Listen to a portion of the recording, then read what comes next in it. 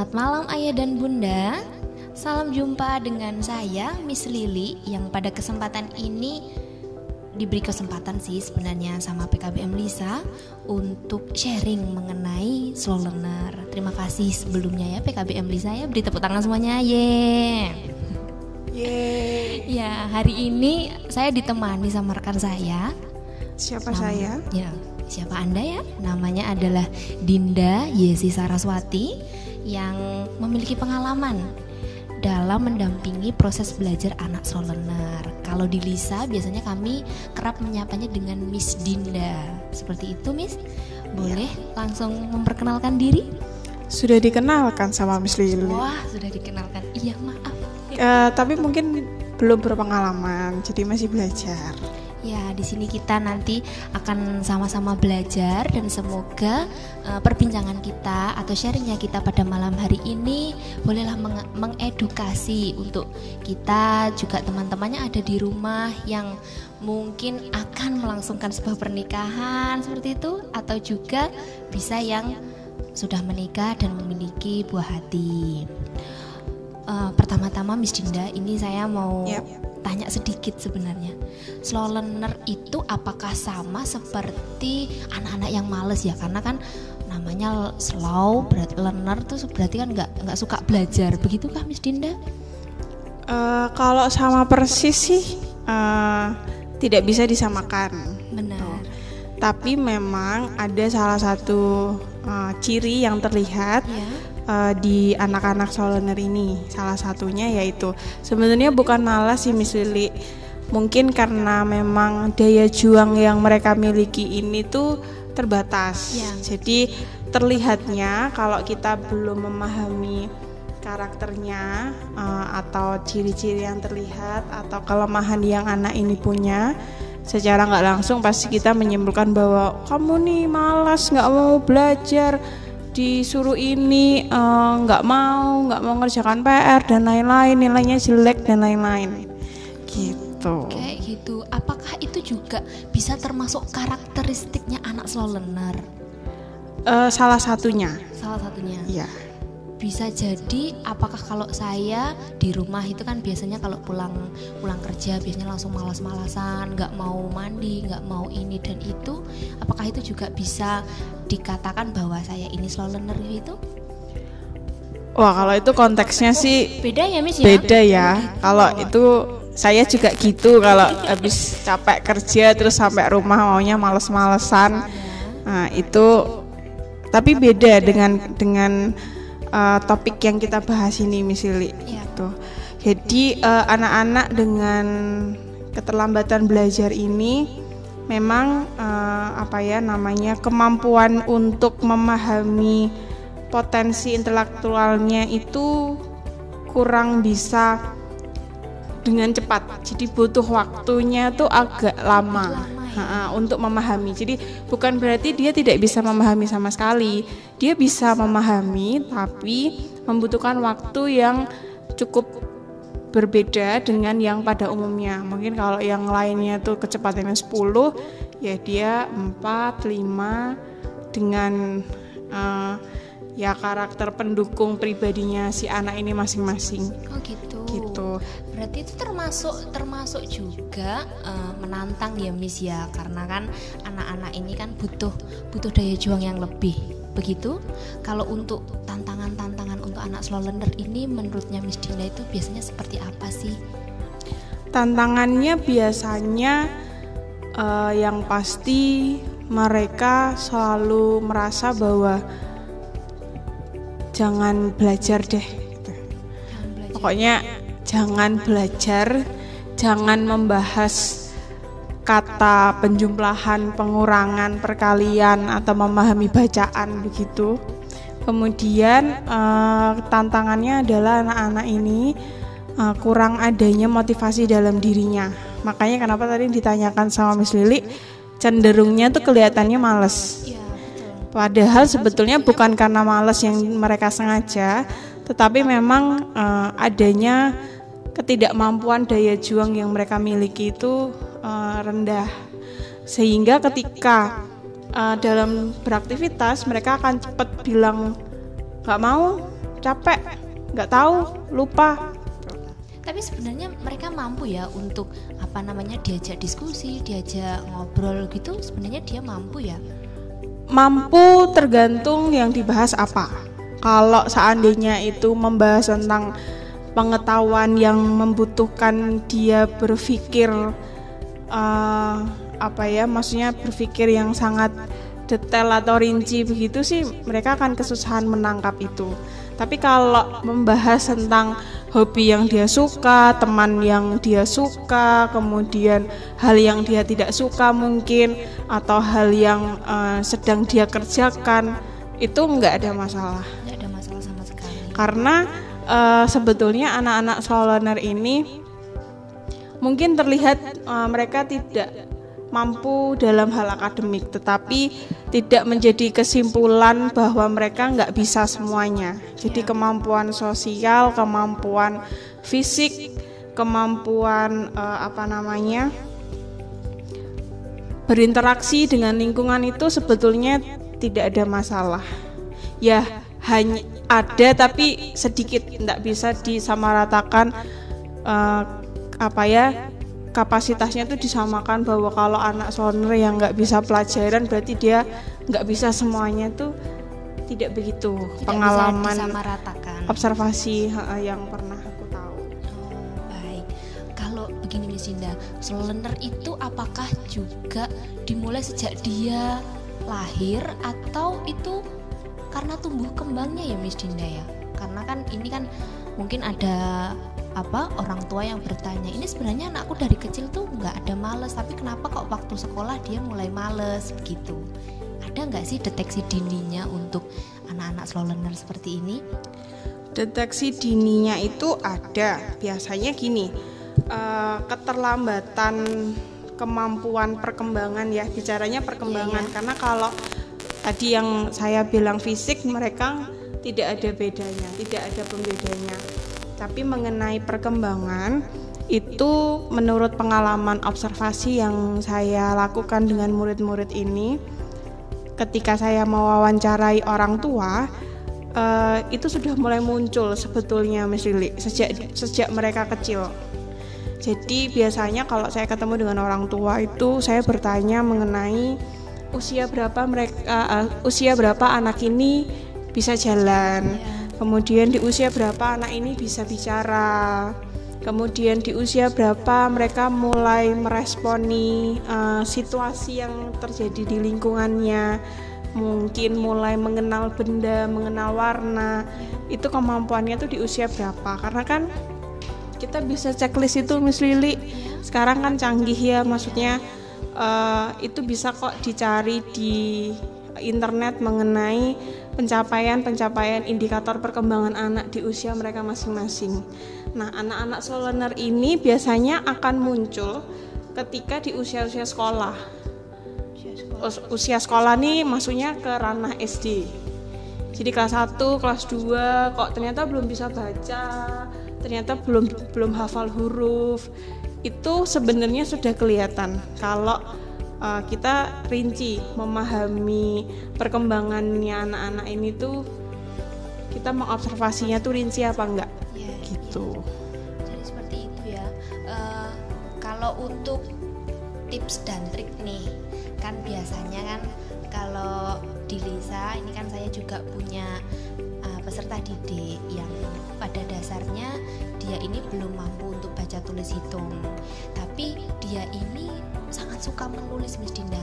Hanya saja kalau untuk membacanya ini selalu bilang nggak mau, capek, alasannya selalu capek. Apakah ada nggak sih trik dan tips untuk para tutor atau nanti orang tua yang ada di rumah untuk menghadapi anak-anak yang slow learner begitu? Biasanya kalau saya menemukan ada murid yang slow learner, ini saya langsung ngajak orang tua diskusi. Tentunya data yang saya dapat itu dari hasil observasi belajar di sekolah. Kemudian saya juga minta dukungan data. Dukungan data ini seperti saya akan tanya sama orang tua, sudah pernah dibawa untuk konsultasi tumbuh kembang, atau konsultasi dengan psikolog anak. Biasanya nanti terdukung dengan adanya data atau hasil dari ahli, mungkin dari hasil tumbuh kembangnya atau mungkin dari tes IQ-nya. Nah, kalau itu sudah ada menjadi pendukung data saya biasanya akan ajak diskusi orang tua untuk membahas. Biasanya kesepakatannya gini, kita sudah tahu kelemahan anak ini, tetapi kita percaya bahwa Tuhan memberikan kelebihan yang lain. Jadi tidak usah terlalu fokus dengan kelemahannya, tapi kita bisa fokus untuk membentuk kelebihan yang Tuhan kasih. Kayak yang muridnya Miss Lili tadi kan, dia suka nulis.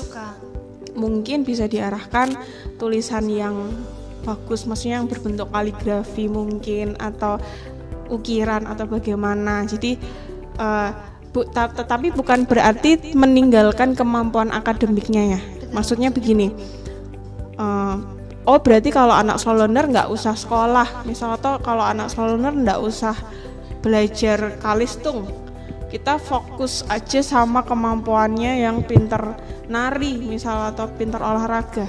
Itu tidak juga begitu. Yang dimaksud adalah pemahaman akademiknya harus terpenuhi, karena itu secara tidak langsung akan terpakai ketika mereka dewasa. Setidaknya pahami bahwa konsep dasar aja dulu. Jadi dasar aja. Jadi kalau misal penjumlahan yang nggak perlu menjumlah ratusan gitu, nggak perlu. Tak kira sampai ribuan. Nggak perlu. Kemudian kalau misal perkalian gitu ya cukup perkalian yang mungkin dibentuk nyatakan seperti perkalian barang, kemudian harga nilai mata uang, mungkin mengarahnya ke situ. Misal kalau belajar baca, ya cukup belajar membaca mengenai kalimat sederhana. Jadi nggak perlu yang dia harus belajar memahami arti peribahasa gitu, nggak perlu. Jadi dasarnya aja. Kemudian kalau matematika ya biasanya dasar sih penjumlahan tadi, pengurangan. Kalau perkalian, kemudian biasanya bangun datar aja. Tidak perlu yang harus menghitung luas trapesium gitu, tidak perlu. Karena memang nggak dibutuhkan ya Miss Dinda. Intinya bekal hidup ketika dewasa. Ya, jadi kalau ketemu dengan murid seperti ini, yang selalu saya sampaikan ke orang tua adalah bekal hidup apa yang bisa kita siapkan untuk anak-anak ini. Oh gitu. Ya.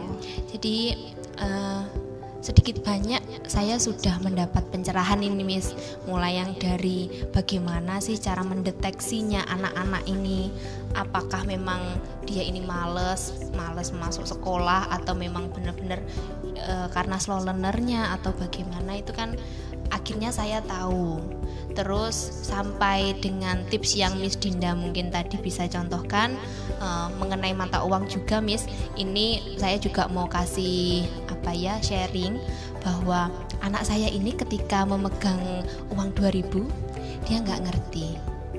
Belum ngerti? Iya, maksudnya belum mengerti dalam jumlahnya, bacaannya. Tapi dia tahu ketika dia membeli sebuah jajan atau barang, dia pasti akan menunjukkan kalau ini harganya sekian, seperti itu.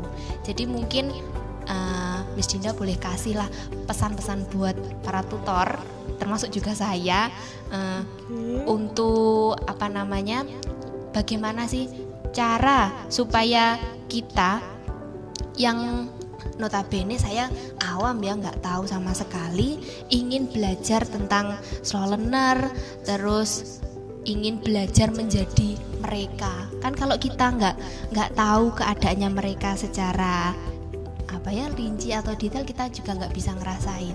Kita mungkin hanya memberi label bahwa mereka malas, seperti itu. Kira-kira bagaimana ya Miss Dinda?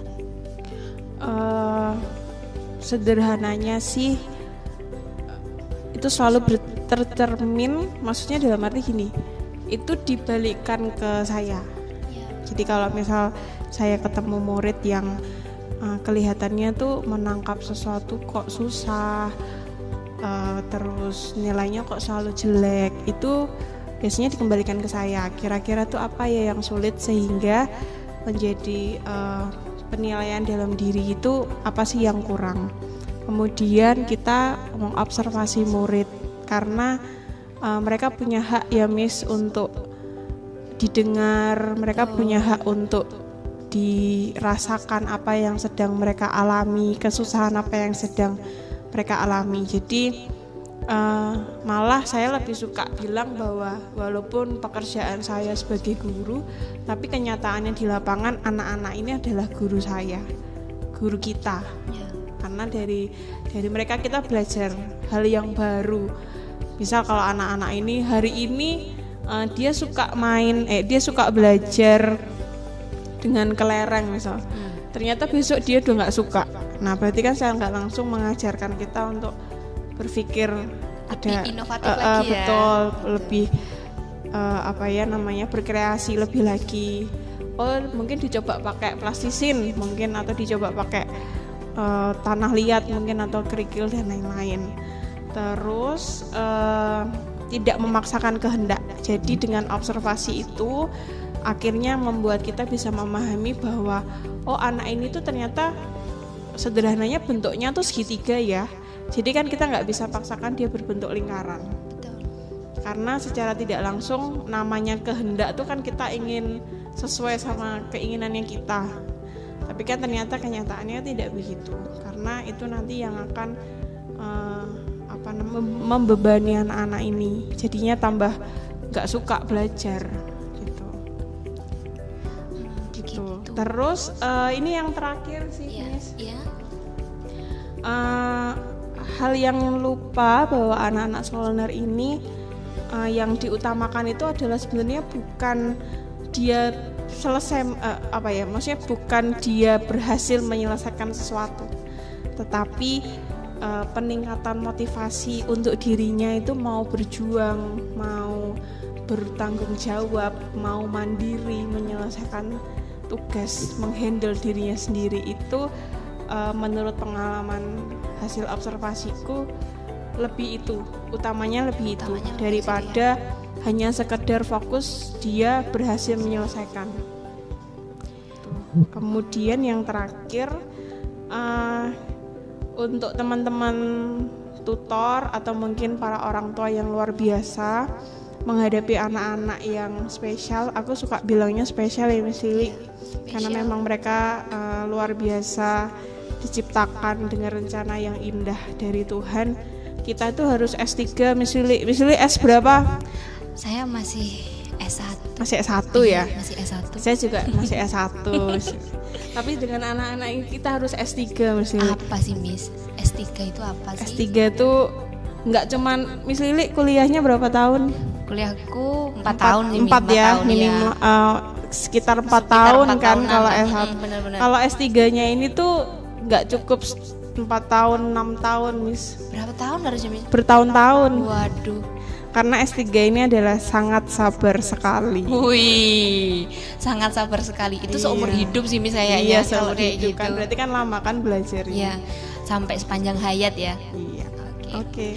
Terima kasih Miss Dinda, ilmunya hari ini sangat bermanfaat untuk saya secara pribadi, dan kesimpulan saya sebagai tutor yang ada di sini adalah bagaimana sih cara kita mengobservasi peserta didik kita itu lebih dalam lagi dan mau mendengarkan keluh kesahnya mereka. Betul. Serta ini sangat sabar sekali atau telaten sih ya. Iya, jadi harus sampai lulus S3 pokoknya harus sampai lulus S3. Sangat sabar sekali. Miss Dinda, saya rasa sharingnya kali ini akan berlanjut ke podcast kedepannya. Tapi tentunya dengan tema yang berbeda lagi, yang menarik juga. Iya betul. Dan terima kasih banyak karena hari ini Miss Dinda sudah berkenan untuk tukar pengalaman dengan saya di sini, dan semoga podcast kita pada malam hari ini bisa mengedukasi ayah dan bunda yang ada di rumah. Untuk mengakhiri hari ini, sebenarnya saya pengen ada yel-yel tapi saya belum mempersiapkan. Jadi untuk podcast pertama gitu aja ya. Baik, untuk podcast pertama kita hari ini bisa saya tutup dan terima kasih Miss Dinda. Semoga nanti tidurnya bisa nyenyak, besok bisa kembali beraktivitas dengan sukacita lagi. Selamat malam dan sampai jumpa.